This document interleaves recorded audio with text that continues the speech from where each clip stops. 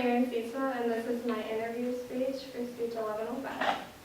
Growing up, I was always asked, what do you want to be when you grow up? Like many others, I've changed my mind 1,000 times. I've always been interested in health and medical careers, but I've had second thoughts about teaching. So picking who I wanted to interview wasn't that hard. Carrie Lace was my 7th and 9th grade health teacher along with my assistant gymnastics coach. I stopped by her room last week and asked if I could interview her, and started preparing for the interview shortly after that. I believe you should enjoy your job. I asked Carrie what her favorite part of her job was. She said she loves all the variety: the students, topics, the classroom atmosphere, the parents, and her coworkers. Carrie also enjoys preparing topics and coming up with new ideas and projects. When I asked her what the most rewarding part of her job was, she said it was watching the students grow and mature. Being helpful to students and helping them retain information was also one of the more rewarding parts of her job.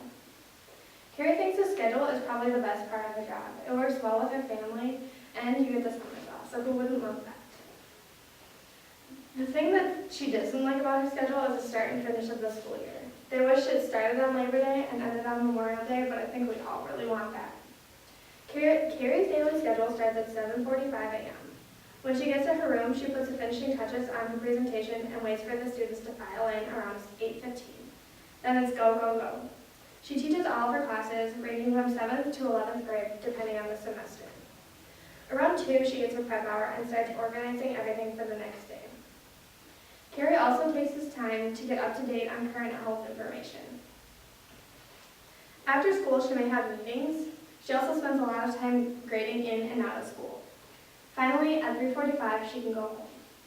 When she goes home, she isn't always done with work, though. Sometimes grading and prepping for the next day gets done at home, which can take away from her family time.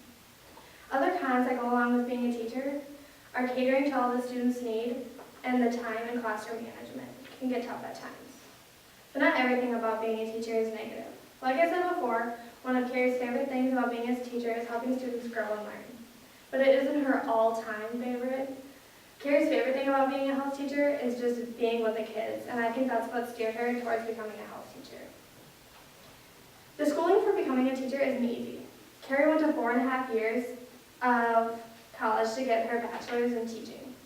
After that, she moved to Laverne and started substitute teaching. Once a position in the health opened up, she applied and got it. About 10 years after getting her bachelor's degree, she went back to school for 18 months to get her master's. But the education doesn't stop there. Every 5 years, teachers have to renew their teaching license, and that requires 125 hours of conferences and in-services. At the in-services, they get new ideas about teaching and different ways of learning. Teaching requires communication. Carrie communicates with more than just her students on a daily basis. She also communicates with coworkers and parents. She thinks the best way to keep in contact with her coworkers and the parents is email. It is quick and easy. She also talks to the coworkers on the phone and face-to-face. The most important communication in Carrie's job is with the students. She presents new information constantly. She said that the best way to communicate with her students is through visual aids, which could be PowerPoints, handouts, worksheets, and even videos. But she still has to explain the information, which still requires verbal communication. The part of communication that teachers need to master is their verbal communication. They do it every day, all day. Teachers have a lot of variety: students, coworkers, and types of communication.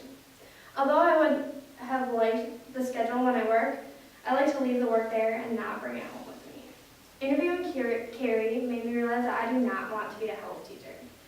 I would have thought that being a health teacher would require more stuff in the health field, but really it's only about 10% actual health-related things. Even though I no longer want to be a health teacher, I found it interesting that Carrie uses so many types of communications. Being a teacher is just not for me, but teachers do so much more than teach. Doing this interview with Carrie has given me so much more respect for my teachers. Now knowing that I do not want to be a health teacher, I will continue my education and a career in the health field.